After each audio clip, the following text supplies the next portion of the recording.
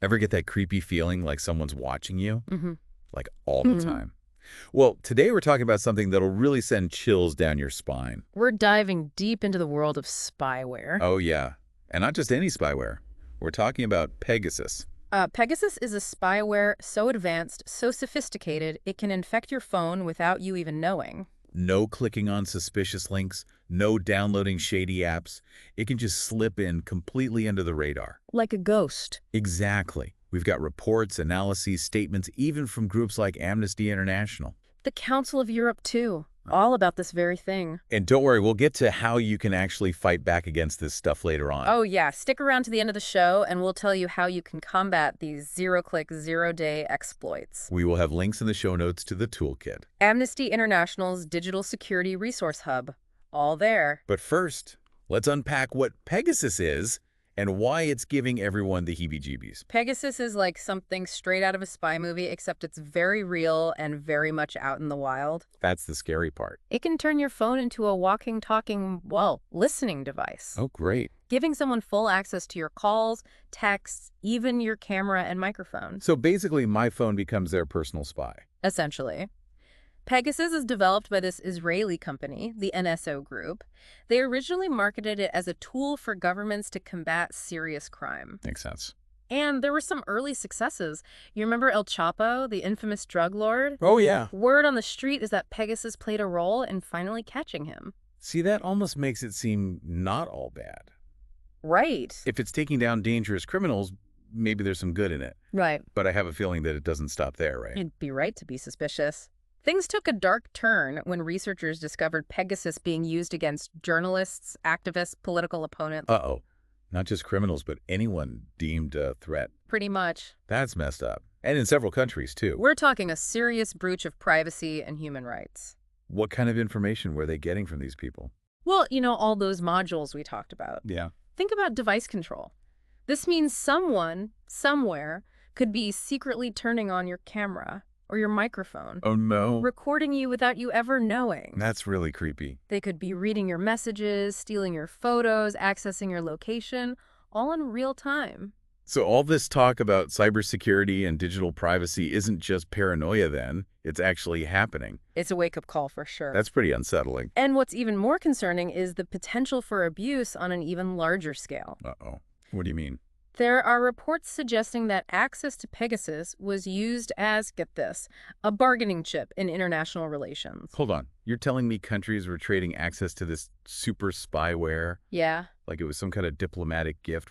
It's a controversial topic, but the New York Times investigated claims that Israel, which controls Pegasus exports, Right. they might have offered access to it in exchange for, favorable outcomes on the world stage. Okay. So instead of tanks and missiles, we're talking about trading spyware. That's a whole new level of international intrigue. For sure. Which countries were involved in this alleged exchange? The investigation pointed to countries like Mexico and Panama. Okay. They supposedly shifted their stances at the United Nations to align more with Israel Interesting. after they were granted access to Pegasus. Wow. Okay. So now we're talking about influencing global politics, potentially even swaying votes at the UN. Yeah. This is getting pretty heavy. It definitely raises concerns about the balance of power in a world where technology like this exists. Right. And it gets even more complicated when you factor in the U.S. connection. Wait, the U.S. was involved with Pegasus, too. Yep. I thought they were all about privacy and stuff. There's evidence that the FBI actually purchased and tested Pegasus, spending millions of dollars in the process. Wow. It caused a huge debate within the government over whether using it domestically would violate wiretapping laws.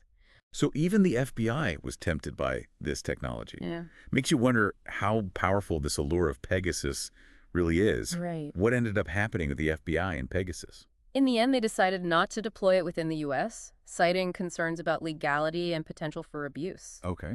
But then you have the Biden administration's decision to blacklist the NSO group entirely, Oh, wow. citing human rights abuses and national security risks. Okay, so let me get this straight. We've got this super spyware being used against criminals, journalists, and possibly even as a diplomatic bargaining chip. Then the FBI gets involved, but ultimately backs off. And now the U.S. government is blacklisting the company that makes it. It's a tangled web, to say the least. Yeah, it is. It highlights the complexities of regulating technology this powerful. For sure. This is a lot to digest. I'm glad we're having this conversation, though. Before we go any further, I want to remind our listeners that we've included some helpful resources in the show notes. Definitely check those out. There's a link to Amnesty International's Digital Security Resource Hub. And a toolkit from their security lab. Those are fantastic resources. Knowledge is power, and the more we understand about threats like Pegasus, the better equipped we are to protect ourselves. Absolutely. But before we get into the how-tos, let's unpack this whole global ban idea that's been floating around. I've heard some talk about that. Is it even possible to ban something like Pegasus on a global scale? It's a complex issue. Organizations like Amnesty International and the Council of Europe are pushing for a UN-led global ban on the sale and use of spyware, similar to bans on, let's say, chemical and biological weapons. That sounds pretty ambitious. But isn't it a bit idealistic to think every country would get on board with something like that? You're right. It faces some serious challenges. Getting buy-in from every nation, I mean, it would be tough. Even democratic countries like the U.S. were tempted by Pegasus. Right. So imagine what authoritarian regimes might do if they had access to it. That's a scary thought. And even if everyone agreed, how would you even enforce a global ban? It seems like it would be pretty easy for countries to develop and use spyware secretly. You've hit on the key issues. A global ban is a noble goal, but the logistics of getting everyone on board and then actually enforcing it are extremely complicated. So if a global ban is unlikely, what are the alternatives? Well, one option is focusing on export controls. The idea is to restrict the sale of spyware to countries with poor human rights records or those known to engage in surveillance against their own citizens. Okay, so instead of trying to ban it outright, you're trying to control who gets their hands on it in the first place. Yeah. That seems a bit more realistic. Exactly. The European Union already has some export regulations in place for surveillance technology. Right. And the U.S. blacklisting NSO is a step in that direction. The challenge is getting more countries on board with these controls and making sure they're actually effective. It sounds like there's no easy solution here. This spyware issue is a real tangled web. It is, but it's a conversation we need to keep having. Definitely. The more awareness we raise, the more pressure we can put on governments and tech companies to take responsibility for how this technology is developed and used. Well said. We'll continue this conversation in part 2 of our deep dive, so be sure to tune in. Welcome back. You know, we've been talking about spyware, Yeah. especially Pegasus, It's scary stuff. and how its use has really kind of spiraled beyond its original intent, you know, Right. combating serious crime and all that. Exactly. We've uncovered some truly disturbing information Yeah. about its potential for misuse and what it all means, you know, for privacy and human rights on a global scale even. Yeah, this whole thing has me feeling a bit like I'm living in some kind of, like, spy thriller, you know? I know what you mean. But before we get, like, too lost in the shadows here, Right. you mentioned something about corporate responsibility playing a role in combating this whole spyware threat.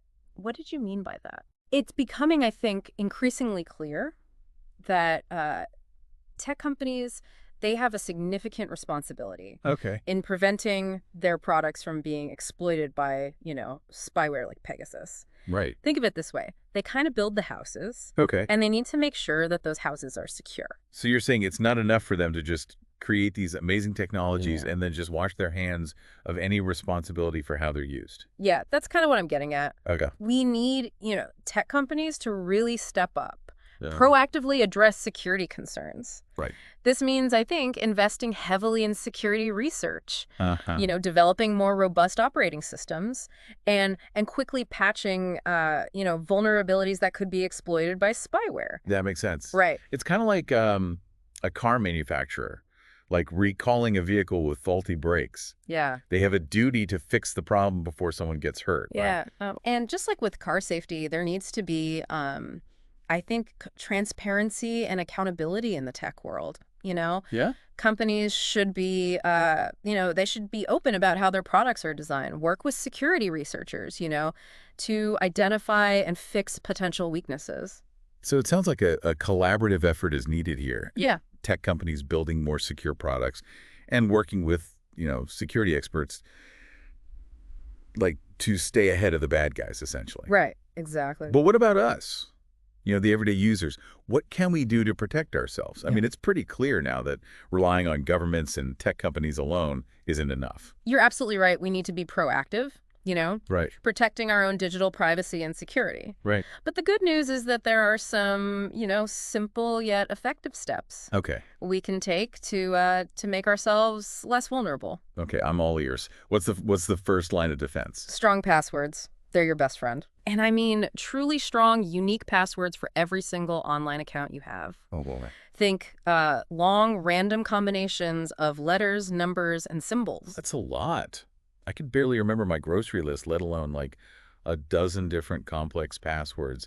Any tips for managing like all that chaos? That's where password managers come in. Okay. They generate and they store your passwords securely, so you only need to remember one master password. It's a game changer for online security, really. Okay, password manager downloaded. Okay, good. What's next?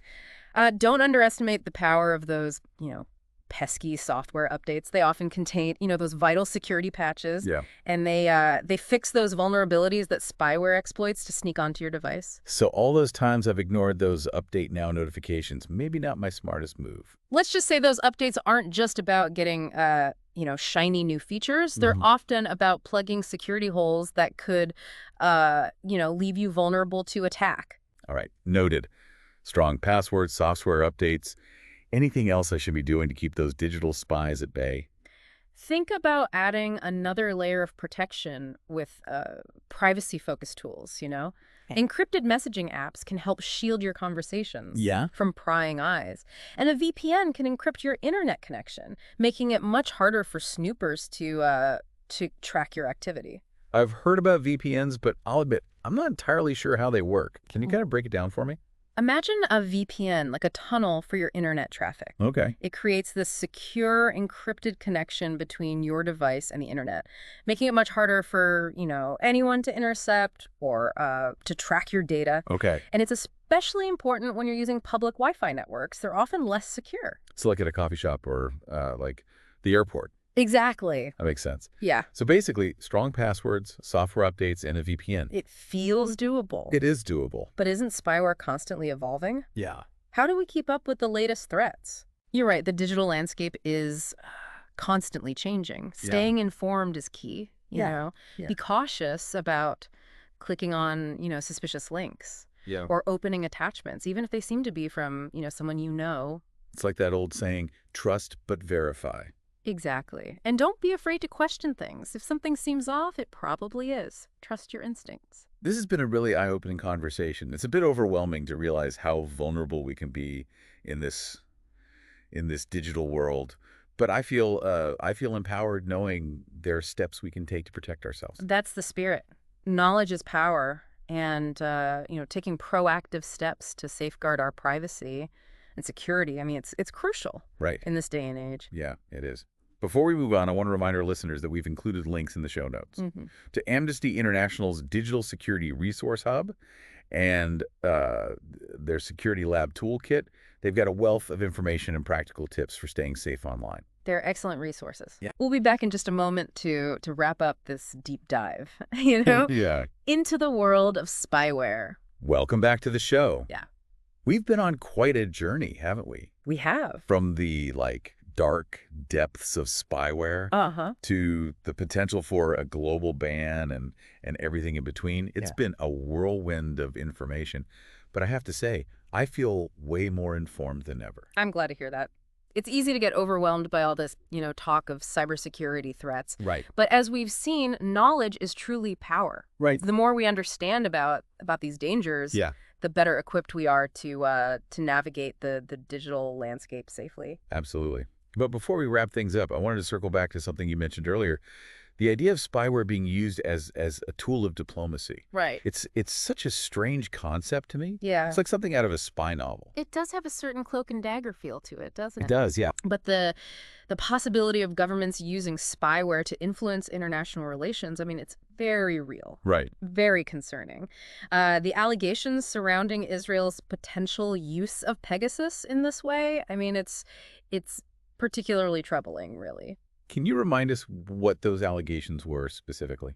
The New York Times investigation It suggested that Israel, which controls the export licenses for Pegasus, Oh, they they might have offered access to the spyware in exchange for favorable diplomatic outcomes. So yeah. essentially what they were suggesting was that Pegasus was used as a bargaining chip in international negotiations. Wow. So instead of traditional diplomacy, like shaking hands and signing treaties, we're talking about digital leverage. Right. That's like a whole new level of statecraft. It is David. of both fascinating and frightening at the same time. Precisely. And it raises all sorts of, ethical and legal questions, like Mhm. how do we regulate technology this powerful when it can be used in such a way? Where do we draw the line between, national security interests and the right to privacy? Those are tough questions. They are. And unfortunately, there are no easy answers. No. But I think it's important to keep asking them. It is. We can't just sit back and let these technologies be used without any accountability or oversight. We can't. We need to demand transparency, All right. from governments and tech companies alike. Exactly. We need to hold them responsible, I think, for ensuring that these powerful tools aren't used to, violate human rights or undermine democratic processes. This deep dive has been a real eye-opener for me. I've learned so much about the capabilities of spyware, the ethical implications of its use, and the importance of taking steps to protect our own digital privacy. And remember, this is just, the tip of the iceberg. Right. The world of spyware is constantly evolving, Mhm. and we need to stay vigilant. Keep learning, keep asking questions, and don't be afraid to challenge the status quo. Well said. And for our listeners who want to dive deeper into this topic, we've included links to some excellent resources in the show notes. Be sure to check out Amnesty International's Digital Security Resource Hub and their Security Lab Toolkit. Those resources are they're packed with practical tips and advice, really, for staying safe online. Knowledge is power. Yeah, it is. And the more informed we are, the better prepared we'll be to protect ourselves from the ever-evolving threat of spyware. This has been an intense but incredibly informative deep dive. Thank you so much for joining us on this journey. We hope you've learned something valuable and that you'll continue to explore this important topic. Until next time, stay curious, stay vigilant, and stay safe.